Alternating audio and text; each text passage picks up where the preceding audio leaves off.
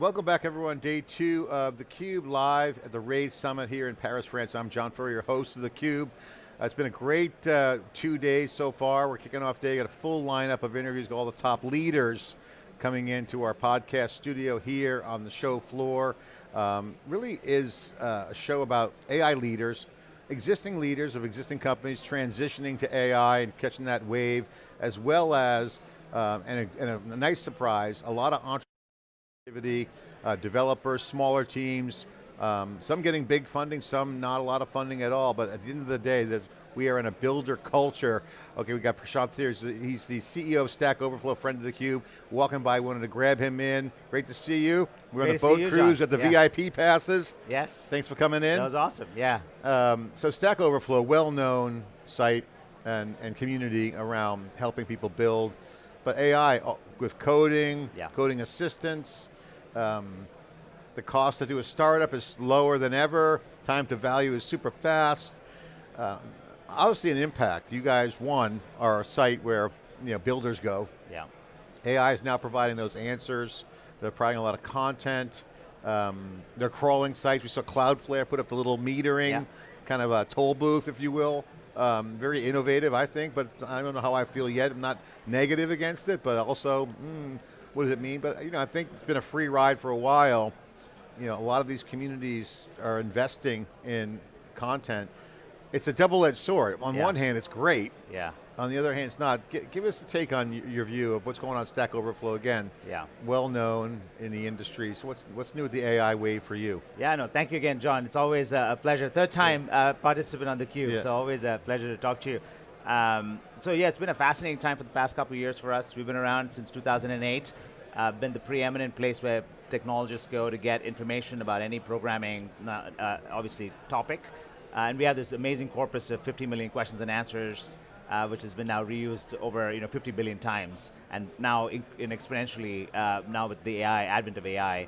That's the B2C side, and then obviously we have a very large enterprise business, which is a private version of Stack Overflow that's used in the world's largest companies as their private internal knowledge base, and more now as a knowledge intelligence layer, which I'll explain.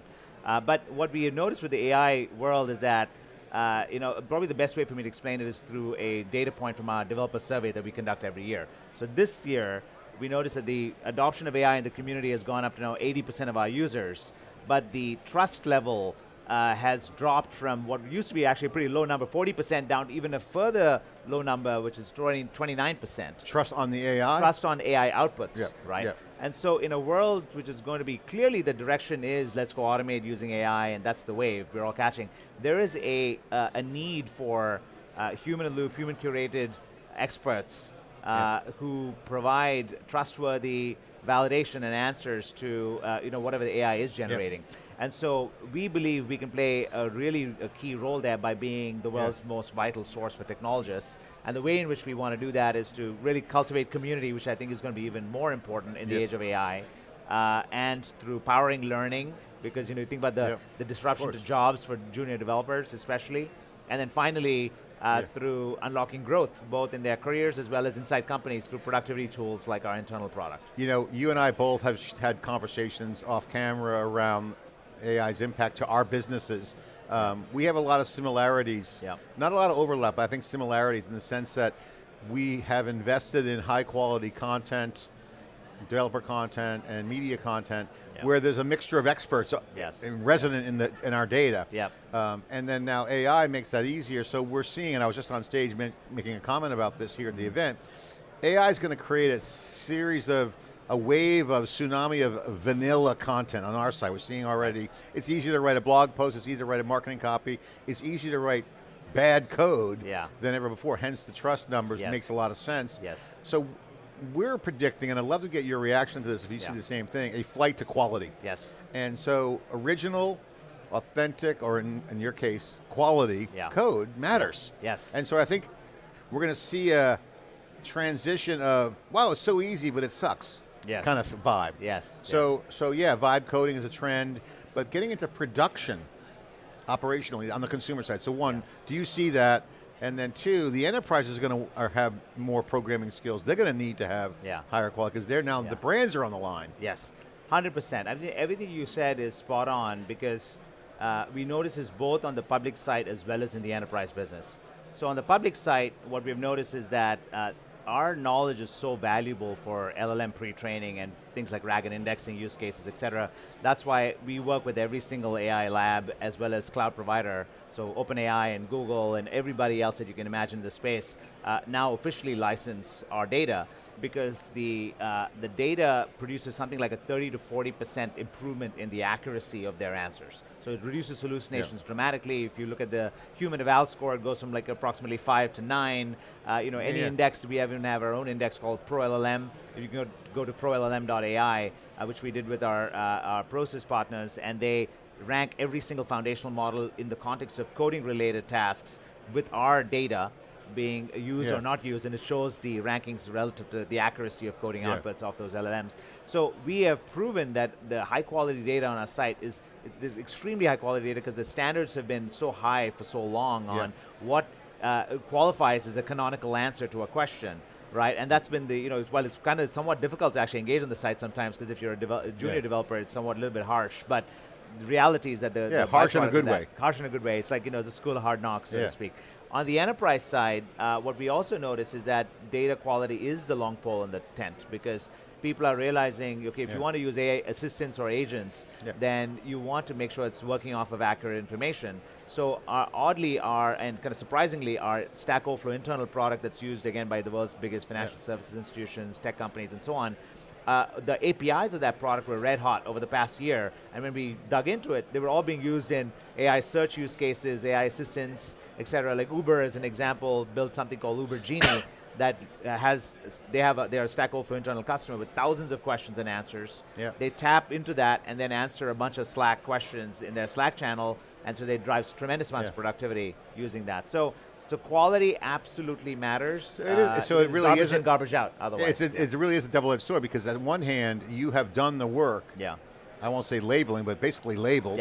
So great training data for the LLMs. Great check there. So I guess is the strategy you have to embrace, you're leaning into the LLMs. So that makes sense, because they win. You have more lift on the developer side.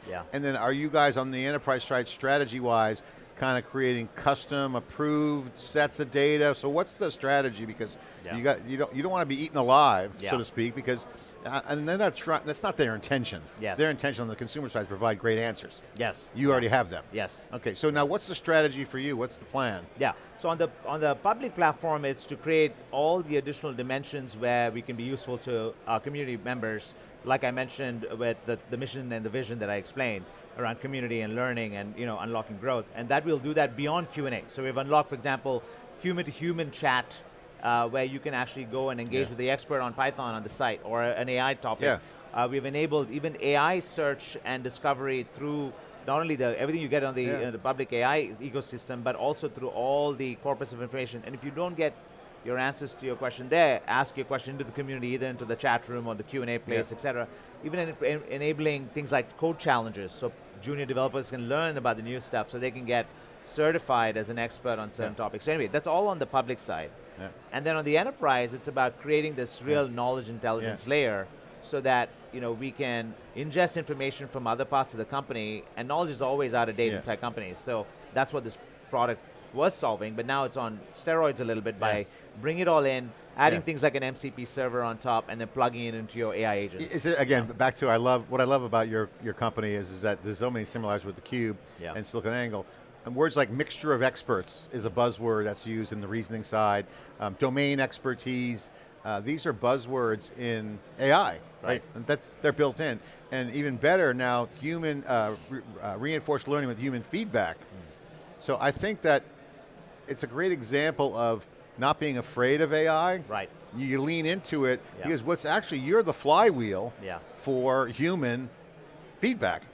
So that's a superpower. 100%. So that's a value that's going to open up that wasn't really there before. So one door closes potentially, which actually is not a door closing, it's more lift actually. And you swing back to value. That's correct. Am I getting that right? 100%. All content sites have to rethink their kind of business strategy and what actually makes them special in this new world. For us, we've leaned into the fact that are trusted experts and ability to really have fantastic human curated knowledge while leveraging the power of AI in service of the human or the technology. So you're building a trust network. Exactly right. It's a trust layer.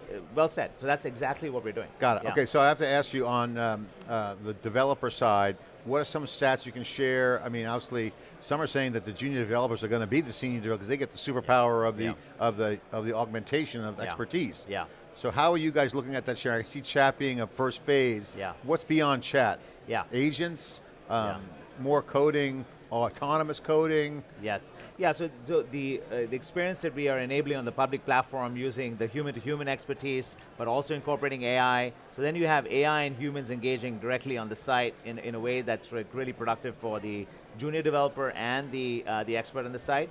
And then to be able to ultimately bring them along in their journey, I think is really, really important.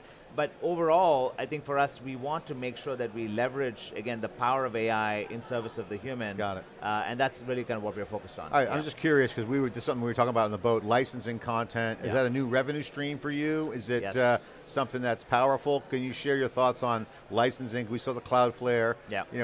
So we're living in open web, but yet now we starting to have metering, but there's never a free lunch. There's now new ways to experiment that was once taboo. I mean, it was once taboo to say, whoa, whoa, whoa. Yeah. But now with all that sucking out and distilling, it's a feature, not a bug. Is it a bug or a this is the conversations we're having in the tech world. Yes. What's a feature, what's a bug? What's your vision on the whole licensing and then that notion of what you want to enable, the risk-reward ratio, if you will? Yeah, so we're part of the Cloudflare announcement. So yes, to answer your earlier question, data licensing is one of our 3 lines of business that we have. So we have the public platform, which is monetized using data licensing as well as advertising. But advertising is now only about 25% of our company's revenues. So we're not like another content site that may be heavily dependent on advertising. Yeah, you don't want to get too addicted to that because that's a downward trend. That's correct. Just generally, web traffic, I think, is a very different ballgame these days. Yeah. So I think anybody dependent on web traffic solely to monetize, I think, is a very difficult place to be. And then the enterprise business is our SaaS and API usage, as I talked about. So data licensing, ads, in our enterprise business, those are the 3 lines of business. Data licensing, we have, as I said, struck recurring revenue licensing agreements with all the big AI players. We're also seeing a lot of demand from those companies as well as other early stage startups that are also here to say, can they provide that reinforcement learning? So for example, they're willing to even pay us for kind of like feedback on the outputs of their AI. Much like some other companies, their whole business is based on that because we have an expert network, if you will, and then the kind of the growth of that will be in a whole range of use cases, whether that is AI pre-training, whether that is RAG and indexing, whether that's search use cases, and even custom slices and dices of data, which people could find. Because again, we have like a really, really deep data set that goes back 16 years, and the amount of metadata that we have is just tremendous. Yeah. And it's useful, by the way, for not only coding related tasks in AI, but non-coding related tasks. Yeah, I've always loved Stack Overflow. It's been one of the jewels of the internet, and it's almost like the world spins in your direction and you're the treasure trove of data, and it's phenomenal. And I think too, the enterprise business, I think, will go more micro modeling where they'll start looking for a single tenant, custom solutions, really around work stream. If you look at what Augment's doing and some of these great, more production oriented, where they're doing automated pull requests, I think that's going to be a direction I think is going to be compelling for the enterprise. Once they get their crown jewels locked down, with the supercomputing capability, they're going to probably want a need for kind of specialized models where that's something that, is that on your radar? Yes, it is more and more as we think about what you earlier mentioned when people are now this is their 3rd attempt probably trying out an AI experiment after 3 years, and they realize all the long poles in the tent, what does it actually take to actually roll, let's say into a bank, or push something into production in a bank. Hey, you need this and this and this. One of them is definitely high quality data. So in that context, okay, what are you attributing correctly? Is it based on, is it fresh and is it relevant? And in that context, creating that knowledge intelligence layer that I mentioned, while bringing in data sources like our own and others into that, I think is going to be like a real unlock, and that's kind of where people are headed. Prashanth, it's great to have you on. Thanks for swinging by theCUBE. Great to see you again. Wonderful to see you, John. Love your business. Stack Overflow, again, the crown jewels on the work that's been done. All the answers are in there and more are coming. Of course, the LLMs are integrating in. It opens up opportunities. I think the lesson here is, don't be afraid of the AI engines out there. They could help you, and I think that's a great example. Of course, more coverage from theCUBE here at the Raise Conference, Raise Summit in Paris. I'm John Furrier, host of theCUBE. Thanks for watching.